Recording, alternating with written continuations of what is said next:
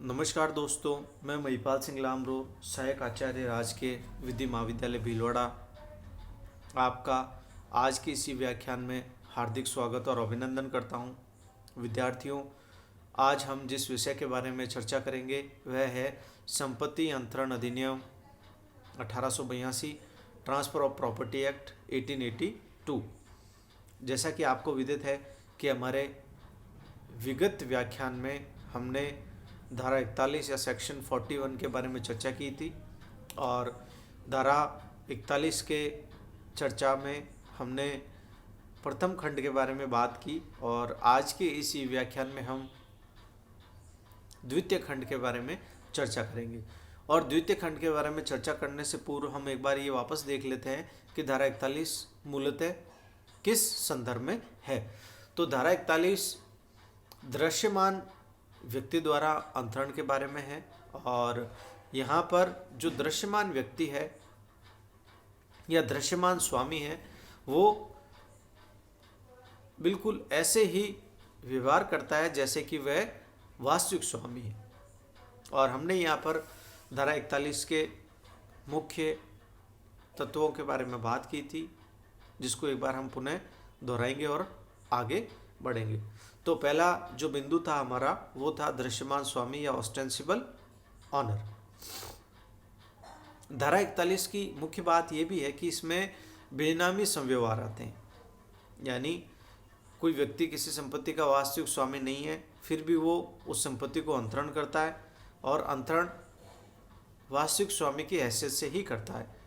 लेकिन इसमें शर्त ये थी कि ऐसा अंतरणकर्ता उस संपत्ति के वास्तविक स्वामी की सहमति या ज्ञान से ही ऐसा अंतरण करेगा, तभी वह मान्य होगा। तो पहला बिंदु हमने देखा दृश्यमान स्वामी या ऑस्टेंसिबल ऑनर। तो किसी दृश्यमान स्वामी में किस तरह के गुण होने चाहिए उसकी चर्चा हम यहाँ करते हैं। बिंदु पहला, कब्जा या पोजीशन, यानी उस दृश्यमान स्वामी के पास उस संपत्ति का कब्जा होना चाहिए। दूसरा बिंदु जो आता है वह है अंतरण विलेख या ट्रांसफर डीड, यानी उस व्यक्ति के पास अंतरण विलेख होना चाहिए और उसके नाम की प्रविष्टि, एंट्री ऑफ हिज नेम, यानी रजिस्ट्रार ऑफिस में जो रजिस्टर मौजूद होता है जिसमें अचल संपत्ति के अंतरण संबंधी रिकॉर्ड रहते हैं, उसमें उस व्यक्ति का नाम की प्रविष्टि होनी चाहिए। अगला बिंदु है किराएदार द्वारा किराया लेना, टू कलेक्ट रेंट, यानी कोई व्यक्ति स्वामी तभी लगेगा जब वह स्वामी की तरह बर्ताव करता हो और किसी संपत्ति का कब्जा उस व्यक्ति के पास मौजूद है और उस संपत्ति में उपस्थित किसी किराएदार से स्वामी की हैसियत से किराया वसूल करता हो। और अगला बिंदु यहाँ आता है वास्तविक स्वामी की सहमति, कंसेंट ऑफ रियल ऑनर।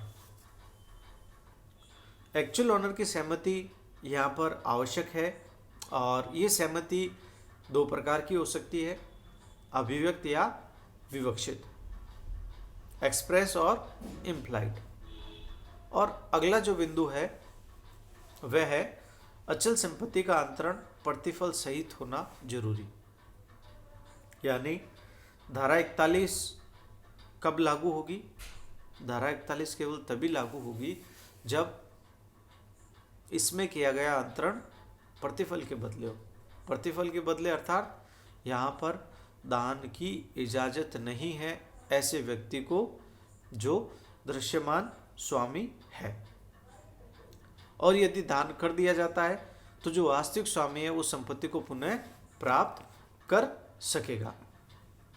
और अगला अंतिम बिंदु है अंतरिति का सद्भाव पूर्वक व युक्तियुक्त सावधानी से कार्य करना। यहाँ पर एक जिम्मेदारी अंतरिति पर भी सौंप दी गई है या थोप दी गई है कि अंतरिति कैसा हो? सद्भाव पूर्वक हो, अर्थात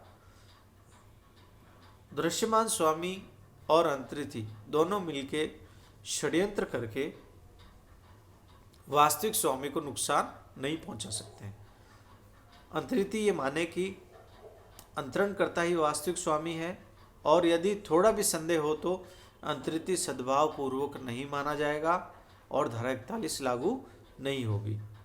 इसमें केस है राम कुमार वर्सेस मैक्विन का, जिसमें सद्भाविक और युक्तियुक्त जांच का प्रश्न आया था। और अगला केस है सकीना बीबी वर्सेस सुलेमान। क्रेता ने बुक नंबर 3 को अवलोकन नहीं किया था, तो उसे सद्भावपूर्वक नहीं माना गया था। तो यहाँ पर धारा 41 की चर्चा पूर्ण होती है और आपसे अगले ई व्याख्यान में पुनः मुलाकात होगी। तब तक के लिए धन्यवाद।